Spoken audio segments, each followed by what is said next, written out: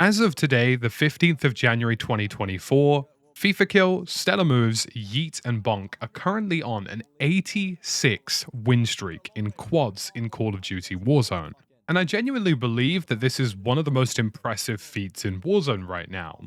So in this video today, I wanted to talk about all of the things that these guys are doing, not only from a technical standpoint of things that they're using in game, settings that they're going through, stuff that they're utilizing, but also their in-gameplay dynamic, which is setting themselves up for success in the late game window, and the things that they're doing as a group and the way that they're playing that gets them this many wins. For many of you who are sitting at home, the idea of getting 100 wins in a row sounds completely alien, let alone potentially even 100 career wins. But considering these guys play this game every single day, just like me as another content creator or streamer, there are a lot of things they're doing that are super intelligent, and I wanted to talk about them in this video today. There will also be links to all of the players involved down in the description below, and we're using Fifakill's perspective in particular in this video, so make sure you check them out too. Now before I start this video, I've got to go with the obvious comment that's going to appear, and that's going to be, oh man, they must be using a VPN or they must be getting easy lobbies. And the reality is none of that appears to be the case anyway, and if you watch actually the most part of this streak, you'll see some really intense moments where they nearly lose the streak on a fairly consistent basis. But even if hypothetically the lobbies were easier, which can happen when you play earlier in the day, which some of these guys have been doing, these streaks take a very, very long amount of time to complete. None of that even matters anyway, because if you put a good or even professional Warzone player in 100 easy lobbies, the odds that they win every single one of those 100 is incredibly challenging. Warzone is a battle royale. Random things happen all the time, people make mental errors and little mistakes, little slip-ups that get them killed, and being able to string together 100 games, even if you were in the easiest of all lobbies, is incredibly challenging, let alone the lobbies that these guys are in. And having watched the majority of this streak, the lobbies they're in are very competitive. There are lots of teams that are challenging them well, teams that have almost wiped them on a couple of occasions, but it's only through the way that these guys are playing do they actually bring in success. So before we start talking about their gameplay, it's always worth mentioning all four of these guys are PC players. Fifakill in particular has a top-of-the-line PC, as do some of the other boys. They're running at around 240 frames, although there is the minor disadvantage that these are North American lobbies, and Fif's ping is sometimes substantially higher in the 100 to 150 range, which can hurt hit registration and actually make him less efficient in gunfights, especially noticeable in the Gulag. And like most professional players at the moment, the majority of them are using sound equalization by Art is War, and the reason for that is incredibly obvious. The audio mix in Call of Duty is terrible, and it allows them to have better footstep audio. Now yes, there is an entire debate and discussion as to whether or not adjusting game audio with VSTs and audio effects is considered balanced or fair when console players can't do the same. But the reality is that PC gaming has always been this way. Whether it's color filters, higher frame rates, different audio EQs and equalizations, those options have always been a part of PC gaming. They are part of the reason people spend lots of money on PC, and it's part of the reason that I personally prefer PC gaming. More customizations, options, and abilities are just a better way to play in my opinion. But that doesn't change the fact that the sound in Warzone generally for everybody, including console players, is pretty terrible, and hopefully we see some movement on that. Whilst I don't have all of the controller settings for all of these players listed, it's worth noting that pretty much all of them are using dynamic or linear response curves, and pretty much all of them are using low dead zones and higher sensitivities. Thief himself actually plays a 7.6 sensitivity, which isn't super high, but because he's using a dynamic response curve and because he plays with lower dead zones, much like most professional players in this bracket, there is a higher emphasis on more precision-based shooting, even with the assist of aim assist. The first phase of gameplay from about Circle 1 to around Circle 4/5 is both useful and completely pointless for everybody who is watching this video. Now, it's incredibly useful because ultimately the reason these guys are making so much progress with this win streak is because they're collecting upwards of $60,000, $70,000, $80,000 per game and using that to buy back teammates, purchase UAVs and kill streaks, and also just get whatever equipment they so happen to need. And the reason that they've managed to achieve this is because they go through multiple contracts per game, whether that's scavenger contracts, bounty contracts, big game bounty contracts, or king contracts. all of them effectively reward them efficiently. And it's worth mentioning that the King contract, which is the most wanted, actually rewards you Gulag entry kits pretty much every time, which is a way to guarantee a regain if one or two of you get wiped. So between using the King contract to get extra Gulag kits, which they can stow in their equipment packs, or just using contracts generally, the in-game economy for these guys is ridiculous. If all three were wiped and there was one left, on average, these guys have around $16,000 to $20,000 each, meaning that they could fall by their teammates back, and when they fall by their teammates back, those teammates could land in, get all the equipment they needed again, get a loadout drop again, and be completely ready to play as per normal, as if nothing had happened at all. By using this method, they effectively have over $100,000 in some instances, and a guarantee that if their team gets wiped or they're put in a really difficult circumstance, not only can they get everybody back, but they can have their loadout weapons, they can have their equipment, armor, ammo, and there will be no disadvantage to the flow of their gameplay. So that's really useful information to know, because I think a lot of people, once they get their loadout drop on board, heavily underestimate how much the in-game economy can be useful. Having this level of cash just means that they can basically do whatever they want, so long as they can get to a buy station in the event that people happen to get wiped. And some of these contracts, like the scavenger contract, naturally encourage looting, and there were a number of instances whilst watching this entire passage of gameplay where extra redeploy packs were found, which meant that they didn't have to go to the gulag, or they had 2 lives instead of 1. So by using these contracts, looting naturally and looking for things like redeploy kits and gulag tokens, they are guaranteeing that for the first passage of gameplay up until about circle 4 or 5, they are guaranteed to have pretty much everybody in the game and alive. And if they find things like portable buy stations or redeploy kits, they're guaranteeing themselves extended livelihoods at any given moment in the game. But the reason I also said that this passage of gameplay is pretty much useless for the majority of players is because you can only do this as a team if you have 4 players who you can trust entirely to get a contract completed pretty much by themselves, or trust those individual players to be alone by themselves in a 1v4 scenario. It's all well and good picking up 5 or 6 contracts, but if you only complete 1 or 2 of them, then you're not really doing yourself any services.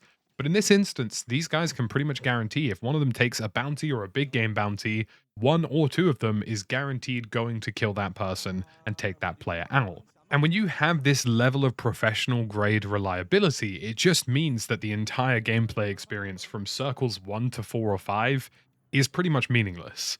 These guys are pretty much always alive. If somebody has a bounty, they complete it, they can do it by themselves, and they just don't need to really think about the game.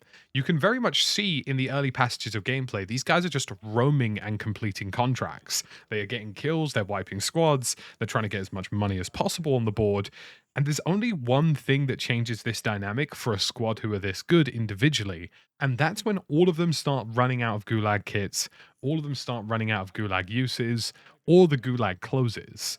It's only around circle 5 and 6 do you see this team go from being vaguely spread out across the map, completing contracts, wiping teams, do you see them compact together and play certain areas and final circle positioning in a way that's guaranteed to win them a game. The general saying in customs tournaments where the majority of these players run into each other in a single match is that a bad play is good if 4 people are doing it. You can call a terrible rotation, a terrible play, or a terrible move, but if 4 people are backing that play up, it's more likely to go successfully than when there's nobody there or people hesitate. And in the background, you're going to see around about this part in the video where I've shifted specifically to late circle gameplay. And there are instances where these guys lose players, they're 1 or 2 guys down, but it just doesn't matter because they have the equipment, the portable buys, and things to get people back. But more importantly, they play so compact as a team in these final few circles and call those rotations. These guys go from being about 30 to 40% locked in, just mincing around the map, getting some kills, completing some contracts, and getting some loot, to 100% dialed in as a unit that moves from position to position together. And when you have 4 individually reliable players who are all together in a combat situation or a team v team fight, it's a guarantee that you're going to win. So you might be wondering, well, what are the takeaways for me as a regular player? Well, the first thing is that if you're somebody who wants to win more games of Warzone, don't just think about your loadout drop. There are so many ways as a team that you can have replayability in Warzone, whether that's gulag kits from King contracts, buying your teammates back because you have lots of cash, you did bounties, you did lots of different contracts like scavengers, and those things are generally useful. And if you just do those throughout the duration of the game, you'll end up having a cash and in game economy that basically allows your team to make as many failures or mistakes as they want, but guarantee as many of you as humanly possible in those final circles. And if you're somebody who isn't confident in your ability to take on other opponents, there are certain contracts where you don't have to fight people. Scavengers don't require you fighting people. Recon contracts don't require you fighting people. And in the late circles of the game and the latter part of the game, what these guys are doing is something that every decent squad in Warzone should do. They need to play as a unit, they need to play compact and close to one another, and more importantly, they need to make a call and stick with that call. In competitive circles and in competitive formats of Warzone, we call that having an IGL or an in-game leader. One guy who says the call, makes the call, and we go and do it. And if you follow those rules and you have somebody who can do that for you, call a position rotation, call a push, call for some smoke grenades or some utilities, that can be a huge game changer in a squad who otherwise doesn't have much leadership. There are a number of times in these final passages of gameplay, which you're going to see in the background, where somebody tells somebody to play compact with them, play next to them, smoke this, push this, run this together, let this other team push here. There are so many times where this team communicates to one another passive information that's useful for everybody to know, but when it comes to the push and the shove, it's one or two people specifically making a call for what they should be doing. And when they make those calls, they play those calls, and that's how they're so efficient. Now, as somebody who plays at a fairly high caliber of gameplay, and I'm not claiming to be one of the best in the world, I'm not claiming to have any world records, I can tell you for free, it doesn't matter if you're an average squad or an incredible squad. A squad who is together as a 3 or 4 is generally quite hard to break down. And it's only with good utilities, good thinking, or good certain cluster strikes or airstrikes can you really take one of those teams out. Unless they're just in a terrible position positionally, then it gets a lot easier. But for the most part, this level of compactness that you're seeing that's successfully won 100 games nearly in a row is why it's recommended. And when you see people online and on social media saying, oh man, stacking's cringe, stacking's for bad players, or stacking's for people who don't want to win the game, or it's just boring, that's not the case at all. Stacking is for people who ultimately want to make it to these final circles, and stacking is for people who want to win games. And that's exactly what these guys are doing, and that's exactly what most squads who end up winning games are doing. I'm going to leave you with some in-game comms from what these guys are doing around their final circle. And if you found this video enjoyable, drop a like, drop a sub. We do lots of these deep dives all the time. And let me know your thoughts and feelings in the comment section below. Top trump on the crane, jumped off. PA, you can yeah. Nice. Where's this interceptor across? Dude! I see him. You have all the money, Stellar. Split half if you can. I'm good.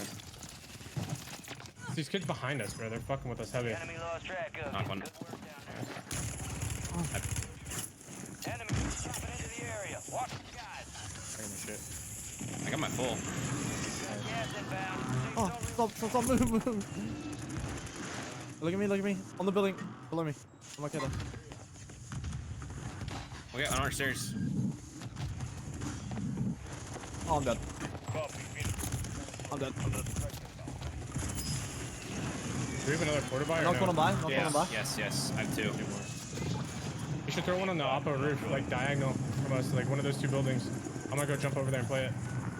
You guys can rotate from here later. Friendly You buy make it? station inbound. Location marked. I think so. Get your squad to the safe zone. No one gets left. I'm at portable middle of the street. You have frag, Yeet? Or Yeah, Yeet I nade? Oh, never mind. I thought you. Never mind. Grab it back. Portable buy station I'm dead. available. I'm dead. Only 10 left. Everyone's gonna be like under the bridge. You got PS something? You have 2. I have 1. They're that T building. Can you guys look at this real quick? T building? Yeah. They're just fucking. They're gonna have to rotate. It's 2 of them. Good. Cracked one. They just have an insane head glitch on me. Remove the green mark. upstairs. Remove the green mark. You guys are coming up our stairs, I think. Good. Gas He's still is up there. He's in closing the gas. Get to the new safe zone. He's low. Might He's be low. down He's low. low. Here's money. Oh, there's so many kids on the buy. I fucked up. Row. I got 23 bands. Oh, they lined up Crazy. insanely. What the fuck? On the buy. Yeah. One went inside.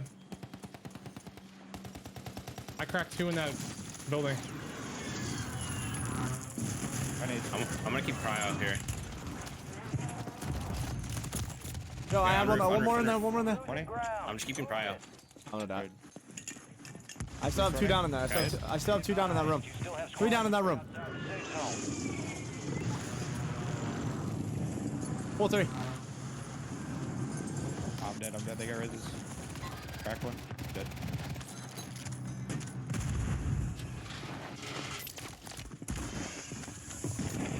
Knocked one. One up.